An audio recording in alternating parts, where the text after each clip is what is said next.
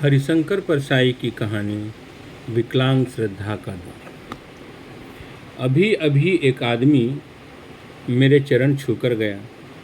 मैं बड़ी तेजी से श्रद्धेय हो रहा हूँ, जैसा कोई चलतू औरत शादी के बाद बड़ी फुर्ती से पतिव्रता होने लगती है।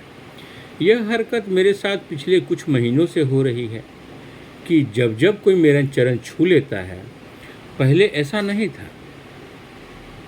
हाँ, एक बार हुआ था, पर वह मामला वहीं रफा दफा हो गया था और कई साल पहले साहित्यिक समारोह में मेरी उम्र के सज्जन ने सबके सामने मेरे चरण छू लिए।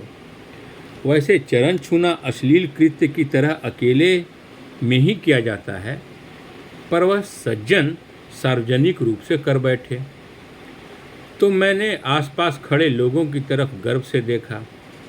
तिलचट्टों, देखो, मैं श्रद्धेय हो गया हूँ। तुम घिसते रहो कलम पर। तभी उस श्रद्धालु ने मेरा पानी उतार दिया। उसने कहा, अपना तो यह नियम है कि गौ, ब्राह्मण, कन्या के चरण जरूर छूते हैं। यानी उसने मुझे बड़ा लेखक नहीं माना था, बमहन माना था। श्रद्धेय बनने की मेरी इच्छा तभी मर गई थी। फिर मैंने श्रद्धेयों की दुर्गति भी देखी। मेरा एक साथ पीएचडी के लिए रिसर्च चल रहा था। डॉक्टरेट अध्ययन और ज्ञान से नहीं, आचार्य कृपा से मिलती है। आचार्यों की कृपा से इतने डॉक्टर हो गए हैं कि बच्चे खेल खेल में पत्थर फेंक देते हैं और किसी डॉक्टर को लगता है एक बार चौराहे पर यहाँ पथराव हो गया। 5 घायल अस्पताल में भर्ती हुए और वे पांचों हिंदी के डॉक्टर थे। नर्स अपने अस्पताल के डॉक्टर को पुकारती, डॉक्टर साहब, तो बोल पड़ते थे, ये हिंदी के डॉक्टर। मैंने खुद कुछ लोगों के चरण छूने के बहाने उनकी टांगें खींची हैं, लंगोटी धोने के बहाने लंगोटी चुराई है। श्रद्धेय बनने की भयावहता मैं समझ गया था, वरना मैं सामर्थ्य हूँ। अपने आप को कभी का श्रद्धेय बना लेता। मेरे ही शहर में कॉलेज में एक अध्यापक थे। उन्होंने अपने नेम प्लेट पर खुद ही आचार्य लिखवा लिया था। मैं तभी समझ गया था कि इस फूहड़पन में महानता के लक्षण हैं। आचार्य बम्बई वासी हुए और वहाँ उन्होंने अपने को भगवान रजनीश बना डाला। आजकल वह फूहड़ से शुरू करके मान्यता प्राप्त भगवान हैं। मैं भी अगर नेम प्लेट में नाम के आगे पंडित लिखवा लेता तो कभी का पंडित जी कहलाने लगता। सोचता हूँ, लोग मेरे चरण अब क्यों छूने लगे हैं। यह श्रद्धा एकाएक कैसे पैदा हो गई। पिछले महीनों में मैंने ऐसा क्या कर डाला। कोई खास लिखा नहीं है, कोई साधना नहीं है, समाज का कोई कल्याण भी नहीं किया, दाढ़ी नहीं बढ़ाई, भगवा भी नहीं पहना, बुजुर्गी भी कोई नहीं आई। लोग कहते हैं ये वयोवृद्ध हैं और चरण छू लेते हैं। वे अगर कमीने हुए तो उनके कमीनेपन की उम्र भी 60-70 साल हुई। लोग वयोवृद्ध कमीने के भी चरण छू लेते हैं। मेरा कमीनापन अभी श्रद्धा के लायक नहीं हुआ है। इस 1 साल में मेरी एक ही तपस्या है, टांग तोड़कर अस्पताल में पड़ा रहूं।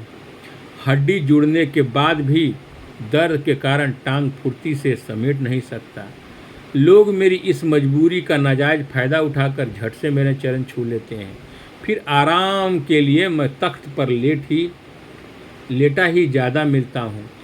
तख्त ऐसा विचित्र आसन है कि उस पर लेटे दुरात्मा के भी चरण छूने की प्रेरणा होती है। क्या मेरी टांगों में से दर्द की तरह श्रद्धा पैदा हो गई है? तो यह विकलांग श्रद्धा है। जानता हूँ, देश में जो मौसम चल रहा है उसमें श्रद्धा की टांग टूट चुकी है। तभी मुझे भी यह विकलांग श्रद्धा ही दी जा रही है। लोग सोचते होंगे इनकी टांगें टूट गई हैं, यह असमर्थ हो गया है, दयनीय है। आओ, इसे हम श्रद्धा दे दें। हाँ, बीमारी में भी श्रद्धा कभी कभी निकलती है। साहित्य और समाज के एक सेवक से मिलने में एक मित्र के साथ गया था। जब वह उठे तो उस मित्र ने उनके चरण छू लिए। बाहर आकर मैंने मित्र से कहा, यार तुम उनके चरण क्यों छूने लगे? मित्र ने कहा, तुम्हें पता नहीं, उन्हें डायबिटीज़ हो गया है। अब डायबिटीज़ श्रद्धा पैदा करे तो टूटी टांग भी कर सकती है, इसमें कुछ अटपटा नहीं। लोग बीमारी से कौन फ़ायदे नहीं उठाते। मेरे एक मित्र बीमार पड़े थे। जैसे ही कोई स्त्री उनको देखने आती, वह सिर पकड़कर कराहने लगते। स्त्री पूछती, क्या सिर में दर्द है? वे कहते, हाँ, सिर फट पड़ता है। स्त्री सहज ही उनके सिर दबा देती। उनकी पत्नी ने ताड़ लिया। कहने लगी, क्यों जी, जब कोई स्त्री तुम्हें देखने आती है तभी तुम्हारा सिर क्यों दुखने लगता है? उसने जवाब भी माकूल दिया। कहा, तुम्हारे प्रति मेरी इतनी निष्ठा है कि पर स्त्री को देखकर मेरा सिर दुखने लगता है। जान प्रीत रास इतनहु माही, जान प्रीति रस इतनही माही। श्रद्धा ग्रहण करने की भी एक विधि होती है। मुझसे सहज ढंग से अभी श्रद्धा ग्रहण नहीं होती, पटा जाता हूँ। अभी पार्ट टाइम श्रद्धेय हूँ। कल 2 आदमी आए, वे बात कर जब उठे तब एक ने मेरे चरण छूने के लिए हाथ बढ़ाया। हम दोनों ही नौसुखिए। उसे चरण छूने का अभ्यास नहीं था, मुझे छुआने का। जैसे भी बना उसने चरण छू लिए, पर दूसरा आदमी दुविधा में था। वह तय नहीं कर पा रहा था कि मेरे चरण छुए या नहीं। मैं भिखारी की तरह देख रहा था। वह थोड़ा सा झुका, मेरी आशा उठी, पर वह फिर सीधा हो गया। मैं बुझ गया। उसने फिर जी कड़ा करके कोशिश की, थोड़ा झुका, मेरे पाँव में फड़कन उठी, फिर वह सफल रहा।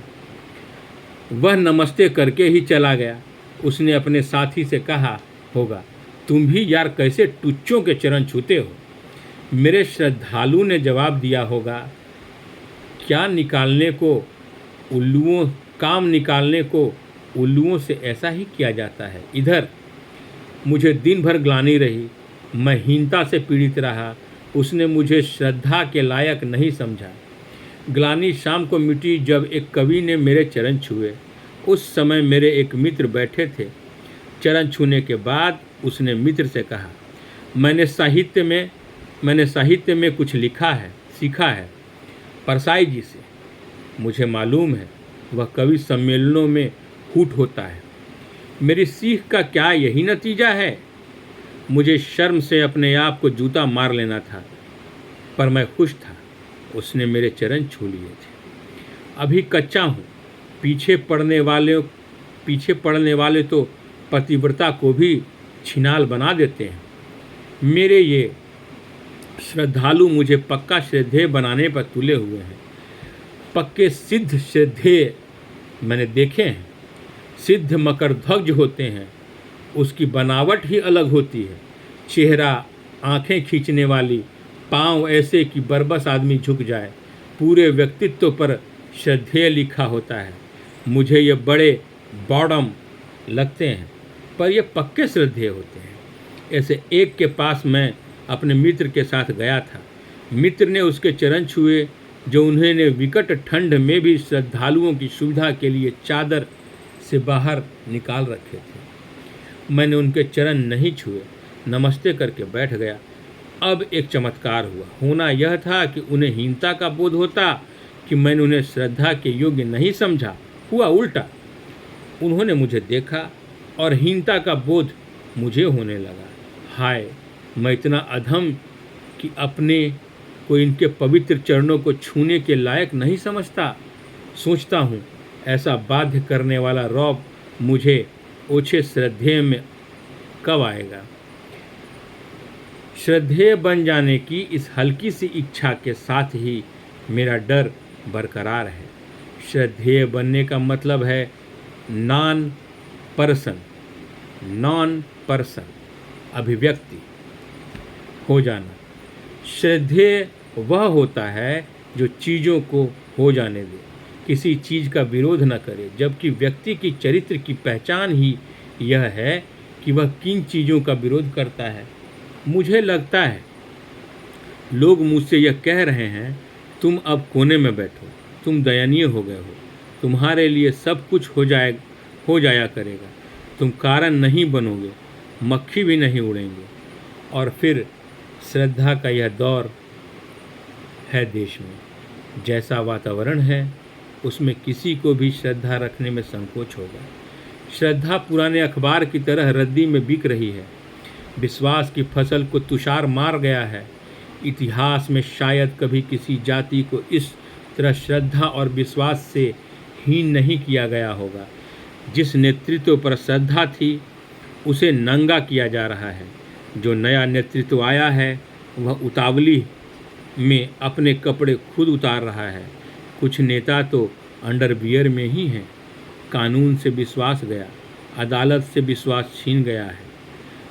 बुद्धिजीवियों की नस्ल पर भी शंका की जा रही है। डॉक्टरों से विश्वास छीन गया है। बुद्धिजीवियों की नस्ल पर भी शंका की जा रही है। डॉक्टरों को बीमारी पैदा करने वाला सिद्ध किया जा रहा है। कहीं कोई श्रद्धा नहीं, विश्वास नहीं। अपने श्रद्धालुओं से कहना चाहता हूँ, यह चरण छूने का मौसम नहीं, लात मारने का मौसम है। मारो एक लात और क्रांतिकारी बन जाओ। धन्यवाद।